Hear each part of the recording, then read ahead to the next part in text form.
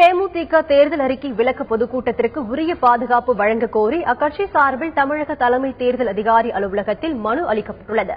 தேமுதிகவின் தேர்தல் அறிக்கை விளக்க பொதுக்குழு கூட்டம் வரும் 25ஆம் தேதி அடுத்த மாதம் 4ஆம் தேதி வரை நடைபெறவுள்ளது. 11 மாநகராட்சிகளில் நடைபெறவுள்ள இந்த கூட்டத்தில் பிரேமலதா விஜயகாந்த் உள்ளிட்ட கட்சியின் முக்கிய நிர்வாகிகள் பங்கேற்க உள்ளனர். இந்நிலையில் தேர்தல் சுற்றுப்பயண பொதுக்கூட்டங்களுக்கு உரிய பாதுகாப்பு வழங்க கோரி தேமுதிகவின் வழக்கறிஞர் பிரிவு சார்பில் தமிழக தலைமை தேர்தல் அதிகாரி அலுவலகத்தில் மனு அளிக்கப்பட்டுள்ளது. தேசிய முற்போக்கு திராவிட கழகத்தின் சார்பில் தேர்தல் அறிக்கை விளக்க பொதுக்கூட்டம் தமிழகத்தில் அனைத்து மாவட்டங்களில் நடைபெற இருக்கின்றது.